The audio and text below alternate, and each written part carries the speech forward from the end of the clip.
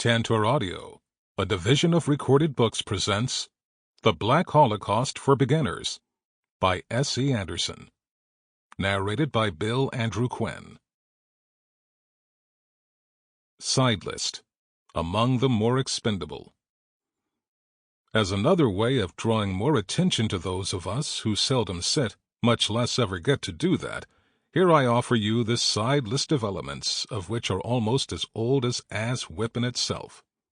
Foot soldier, infantry, veteran, guard, haystacker, gladiator, blacksmith, serf, peon, sharecropper, tenant, farmer, robbed, bricklayer, carpenter, protege, boot, riot, eunuch, esne, servant, maid, stoker, valet, gardener, page, chamber work butler, chimney sweep, cook, busted and harnessed or pressed in through jail, architect, villain, untouchables, teach, rail splitter, chain gang, operate, compute, attendant, painter, typist on hand, doormat, subject, homeless, abject,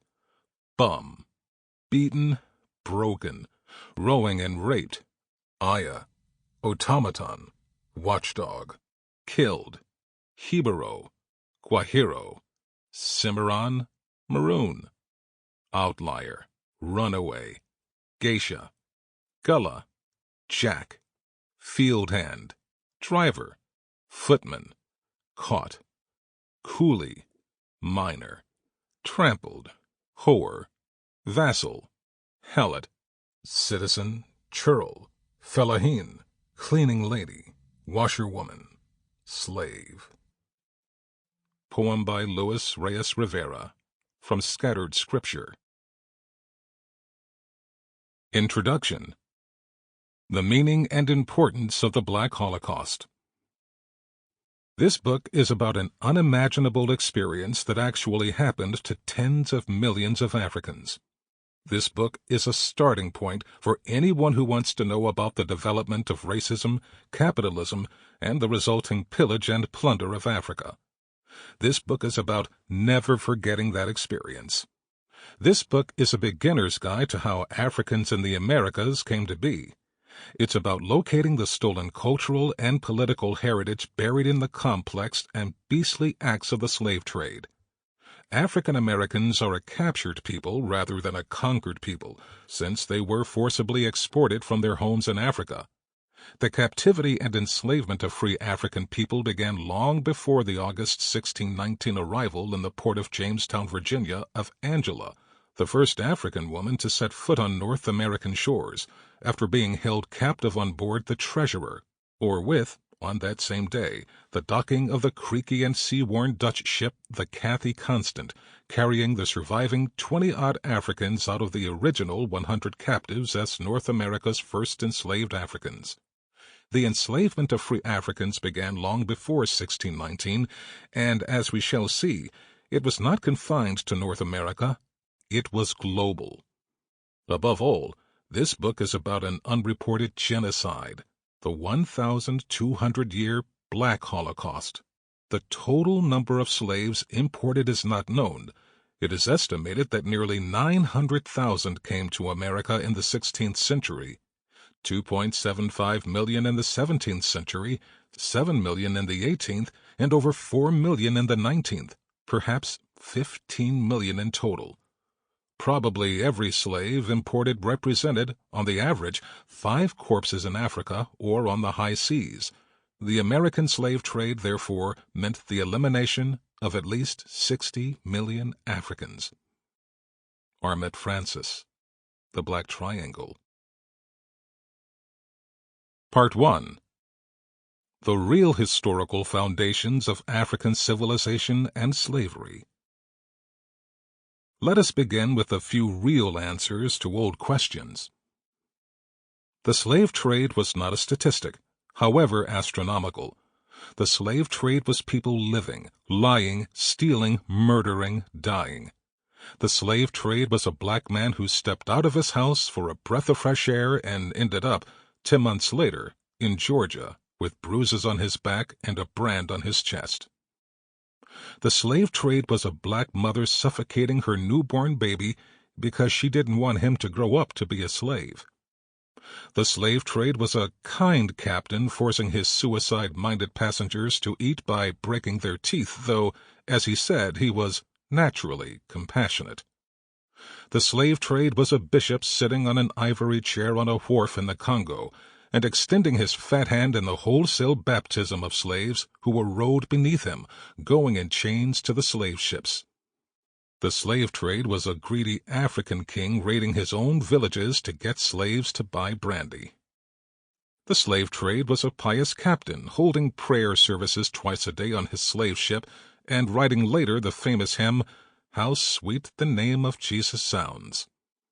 The slave trade was deserted villages, bleached bones on slave trails, and people with no last names. It was Caesar Negro, Anglo-Negro, and Negro Mary. Lerone Bennett, Before the Mayflower.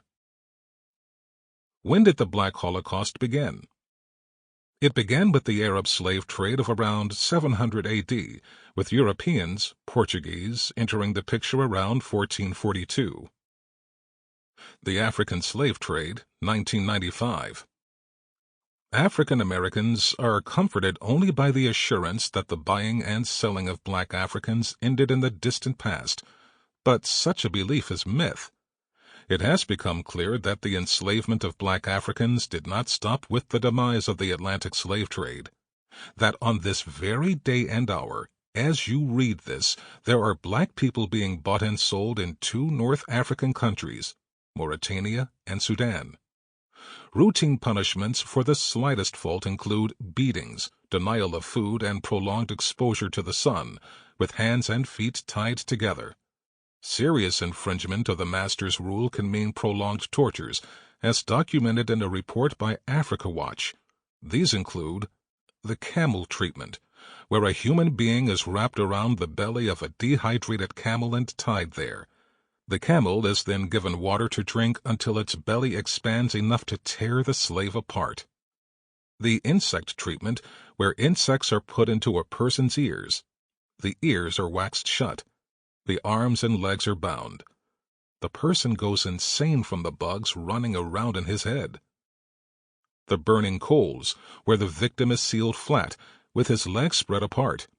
He is then buried in sand up to his waist until he cannot move. Coals are placed between his legs and are burnt slowly. After a while, the legs, thighs, and sex of the victim are burnt. There are other gruesome tortures, none of which is fit to describe in a family newspaper, states Africa Watch. Samuel Cotton, The City Sun, February 7, 1995. Were Africans always enslaved by whites and Arabs? No. Were and are people of African descent less intelligent than white folks? Of course not. Did white Europeans discover Africans swinging from trees in the jungles of Africa and bring them civilization?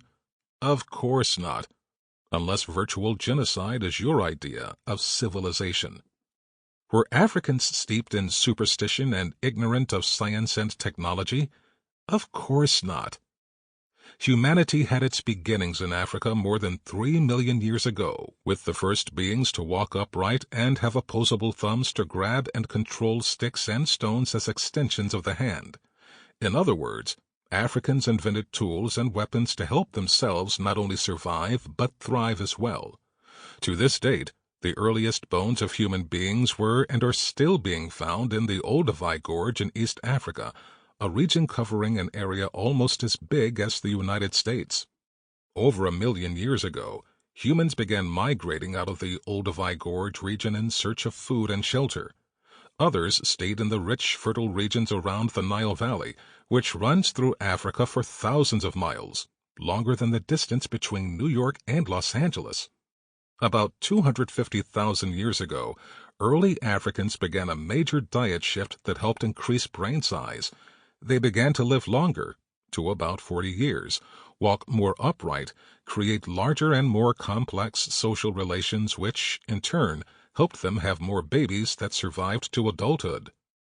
Around 50,000 years ago, some of these extended families and clans began to settle around the southern region of the Olduvai Gorge and began to establish control over their food. Farming. They discovered the relationships between soil, rain, rivers, sun and phases of the moon and living things. This settling down gave them more time to think about their world and the universe around them. Men and women were engaged in this effort to understand everything. Eventually, men became the dominant figures within their societies, although there were exceptions found in Africa and elsewhere where women were the dominant political force. Social relations became even more complex, and a hierarchy developed, that is, priests and priestesses who possessed knowledge of nature and divine rulers.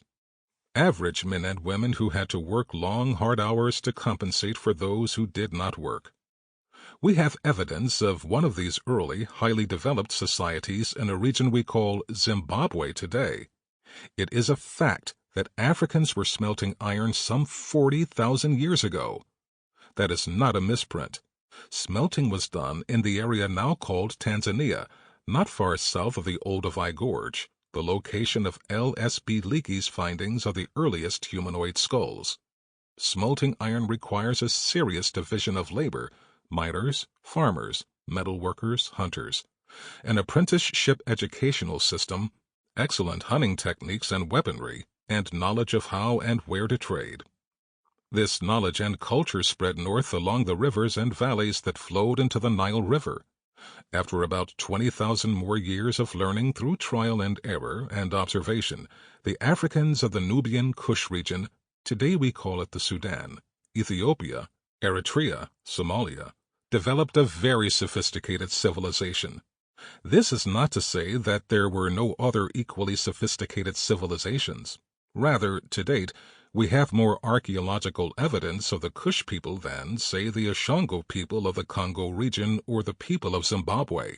What we do know about this region of Africa is that for thousands of years the people developed their intellect and knowledge of nature to such a high degree that by 5000 BC, the Nubians, Kushites, and Egyptians knew of the Earth's spherical shape, its approximate size, along with basic knowledge of gravity and the existence of north-south magnetic poles. At the same time, other African civilizations were struggling, growing, and fighting for land and labor during the time of the pharaohs. They traded and fought with Egypt and peoples of Asia, from Baghdad to Bombay to Beijing. Africans, particularly from the region we now call Kenya and Tanzania, even traded with the Aborigines of Australia and the peoples of the South Pacific, beginning in the 1100s AD and continuing for thousands of years. East Africans of the Swahili culture, a blend of the Arab and indigenous African cultures that emerged around 900 AD, during the late 1300s and 1400s, traded extensively with the Chinese, particularly the Emperor Zhu, who had created a great fleet, with ships 4 and 5 times the size of European ships of the same period. It would take the West another 600 years to develop the technological know-how to build ships with watertight bulkhead compartments. At the port of Tuanzhou on the Fujian coast, Italian adventurer merchant Marco Polo, who stayed at the Khan's court from 1275 to 1292, saw 4-masted ocean-going junks with no fewer than 60 individual cabins for merchants. The ships carried 150 to 300 crewmen, and they had watertight bulkhead compartments. Louise Lavat's When China Ruled the Seas, 1994. By the 1400s, the Chinese had developed their shipbuilding technology to such an extent that many of their ocean-going vessels were more than 400 feet long and 200 feet wide. Moreover, the ocean-going trading fleet to East Africa, commanded by the eunuch admiral Zheng He in 1418, for example, was made up of a huge entourage of large junks and nearly 100 supply ships, fresh water tankers, transports for cavalry horses, warships and multi-oared boats numbering up to 28,000 sailors and soldiers. It was a unique armada in the history of China and the world, not to be surpassed until the invasion fleets of World War I sailed the seas. In 1498, when Vasco da Gama and his fleet of 3 battered caravels rounded the Cape of Good Hope and landed in East Africa, the Africans scoffed at the trinkets the Portuguese offered and seemed unimpressed with their small ships. Lavat's, when China ruled the seas. By July 15, 1419, Admiral Zheng He returned to China with numerous African ambassadors who began to negotiate trade relations with China and their respective kingdoms. But it was also known by these African ambassadors that the Chinese emperors not only kept Chinese slaves, but also thousands of African slaves. The Tang emperors, 618 A.D. to 960 A.D., were great admirers of Korean women for imperial harems. Dwarfs and pygmies were prized human cargo, as were black slaves from the east coast of Africa. The extent of the China slave trade is difficult to determine. African slaves were treated little better than beasts of burden. They were made to lift heavy weights and, because the Chinese believed they swam without blinking their eyes, were employed as divers to repair leaking boats. Many must have died soon after arrival in China, but if they do not die, one can keep them, and after having been kept a long time they begin to understand the language of human beings, though themselves cannot speak it. Lavat's, when China ruled the seas. For centuries, the Chinese ruling classes had racist and chauvinistic views toward all non-Chinese people. Unlike European capitalists, they did not systematically and consciously seek out a people to label subhuman for the purpose of increasing their profits. In addition to the Chinese connection, there is evidence that the people of Africa even traded with the indigenous folk of the Americas, hundreds of years before the Europeans invaded them. Remember, Africa traded with the Americas. It didn't invade them. When the newly formed European nations finally began to get their political and economic act together in the 1400s, they set out on a world mission of invasions for plundering. The evolution of their economic system into capitalism impelled these newly formed merchants, pirates, and political thugs to scheme against the church, the feudal lords, and each other in search of cheap labor, land, and natural resources. The whole point of this new system was to consolidate capital, so you could get more and more capital. The African slave trade was a very important factor in the growth of the capitalist economy in England. Without the Negro slave, it is unlikely that English capitalism could have shown the phenomenal growth it did. W. E. Williams, Africa and the Rise of Capitalism. The European men of those days were acutely aware that it was an African partnership in trade that opened the gate to new forms of European economic expansion. Basil Davidson, The Search for Africa, 1994. And how does it all relate to the slave trade? Capitalism is an economic, political, and cultural system in which wealth, and the means of producing wealth, are owned and controlled by a small group of very rich people, whose ultimate aim is to get more wealth by any means at their disposal, even if it means stealing the fruit of another man's labor. Capital is money used to generate more money. It has two forms: variable, to buy labor power, and constant, to buy the means of producing. The early European capitalists used African human beings as capital. Enslaved Africans were not paid for their labor, they were labor, and they were a form of capital investment to generate more money, wealth. What does capitalism have to do with the slave trade? There wouldn't have been any slave trade if it weren't for capitalism. The European slave trade became very profitable by the late 1600s, so much so that in 1713 the Roman Catholic Church became a commercial go-between to stop European nations from fighting each other for access to the African coasts, and to boost the Vatican's wealth to obscene levels, including lots of prime, the Americas. For a very generous fee, the Vatican created a contract, the Asiento, that resolved territorial and/or business disputes between two nations and thereby became The profits obtained from the slave trade provided one of the main streams of that accumulation of capital in England which financed the Industrial Revolution. See Eric Williams, Capitalism and Slavery. Moreover, slave-produced cotton played a pivotal role in the expansion of trade. This division laid the basis for a national capitalist economy that emerged in the U.S. between 1815 and 1865. Ronald Bailey. The slave trade was the driving force in the development of capitalism through Europe and the colonized Americas. For example, between 1500 and 1750, the slave trade was the largest employer in Holland and Portugal. Barclays Bank has its financial foundation set deep in the heart of the slave trade. Its founders, David and Alexander Barclay, established the bank in 1756 with the profits made in their slaving business. Lloyd's of London, originally a coffee house, could not have become one of the biggest finance capital forces in the world without its legacy of dabbling in and insuring British slave ships and their cargoes. The African trade is the first principle and foundation of all the rest, the mainspring of the machine which set every wheel in motion. The African trade is so very beneficial to Great Britain, so essentially necessary to the very being of her colonies, that without it neither could we flourish nor they long subsist. Malachi Postlethwaite, 18th century capitalist and mercantilist theoretician.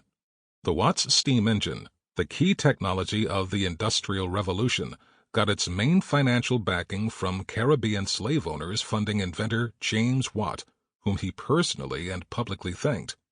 One of the things that the Watts steam engine did was to destroy the Indian and African weaving industries that had been producing high-quality cloth for thousands of years, thus paving the way for cheap British and Dutch cloth to be traded for captive Africans, land, gold, spices, lumber, cheap Indian labor. The demand for faster, bigger slave ships was central to the European development of hydrodynamics, 17th and 18th centuries, the science and engineering of moving objects through water with a minimum of energy. The 18th century founders, Nicholas and Joseph Brown of Newport, Rhode Island, of Brown University, got their wealth by manufacturing and selling slave ships as well as investing in the slave trade.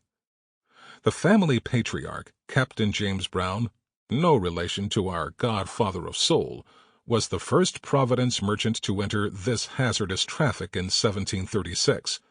Upon his death, his brother Obadiah and 4 sons, John, Josie, Nicky, and Mosey, were left to carry on the family slave traffic. The ship Sally, owned by the Browns and captained by Isaac Hopkins, sailed to the coast of Africa in 1764-65, and after 9 difficult months secured 196 slaves. The African captives revolted and a total of 109 were killed or died from suicides or illness. Ronald Bailey, Agricultural History. The Browns also received support from another merchant prince profiting heavily from the slave trade, Aaron Lopez, a Jew of Portuguese descent, who, like the Brown family, owned slave ships and had other businesses directly related to the maintenance and development of the slavery business. He was not the only formerly persecuted Jewish man deeply involved in the business. English-born Isaac DaCosta settled in Charleston, South Carolina, and by 1736 became not only the Lopez family Hazan, minister, but also their commission merchant in the business. The 18th and 19th century New England Jewish pettit bourgeoisie played a key role in the rum distillation industry, particularly in Rhode Island. There were many Jewish businesses involved directly or indirectly with the slave trade, far more than were involved in the anti-slavery movement of the 18th and 19th century.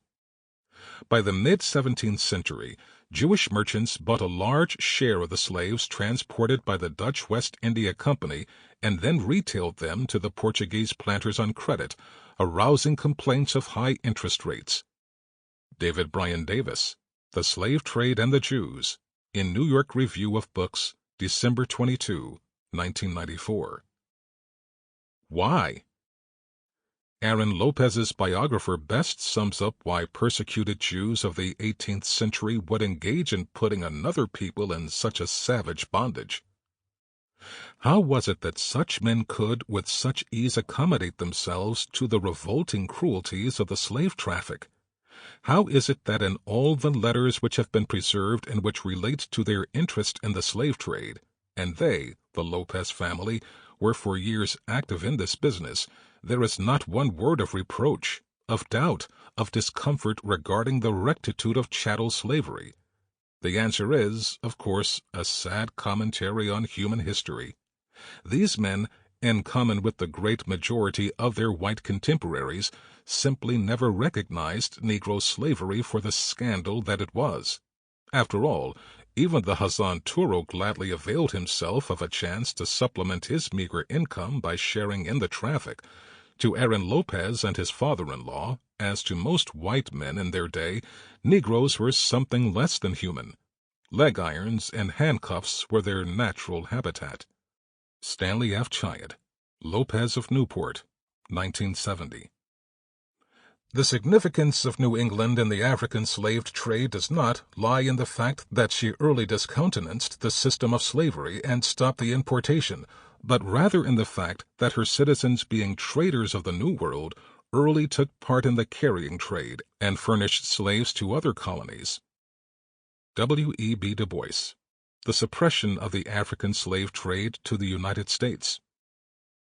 Wall Street in New York City became a vital capitalist financial center because it was the first big slave trade center in the colonies and, later, the new nation's principal slave trading port, where the business of slavery was transacted until 1862. And as the business of slavery went, so did all other businesses. For about 125 years, there was a wall that separated the financiers, speculators, and bankers from the stench, humiliation, and daily grime of young New York's vibrant slave trade business and African and white working-class residential areas. Hence, the name Wall Street. The slave trade and slavery were the economic basis of the French Revolution. The fortunes created at Bordeaux, at Nantes, by the slave trade, gave to the bourgeoisie that pride which needed liberty and contributed to human emancipation. Nantes was the center of the slave trade. As early as 1666, 108 ships went to the coast of Guinea and took on board 37,430 slaves, to total value of more than 37 million, giving the Nantes bourgeoisie 15 to 20% on their money. Nearly all the industries which developed in France during the 18th century had their origins in goods or commodities destined for the coast of Guinea or for America. The capital from the slave trade fertilized them. Though the bourgeoisie traded in other things than slaves, upon the success or failure of the traffic everything else depended. C. L. R. James, The Black Jacobins, 1963. The point we're trying to make here is not that the French, or Portuguese, or Europeans, or Americans, Jews, or Arabs, etc., were primarily responsible for the slave trade, but that no country or religious group was exempt. Europeans of all nationalities, ethnicities, and religions. Africans of all nationalities, ethnicities, and religions. Arabs of all nationalities, ethnicities, and religions. They were all involved. They were all so blinded by greed that, to varying degrees, they all shared in the Holocaust of Africa and its people. It is within this context that we see African societies growing and developing before the invasion of Western, that is Europe and the U.S., capitalism. As a matter of ironical fact, Africa gave birth to the Europe that would eventually rape and plunder it. Fact: African civilizations predated Europe's Renaissance. The city of Benin in the 15th century seems to be very great. When you enter into it, you go into a great broad street, not paved, which seems to be 7 or more times broader than the Wormos Street in Amsterdam. The King's Palace is a collection of buildings which occupy as much space as the Dutch town of Haarlem, and which is enclosed with walls. There are numerous apartments for the princess ministers and fine galleries, most of which are as big as those on the exchange at Amsterdam. They are supported by wooden pillars encased with copper, where their victories are depicted, and which are carefully kept. Sample complete. Ready to continue?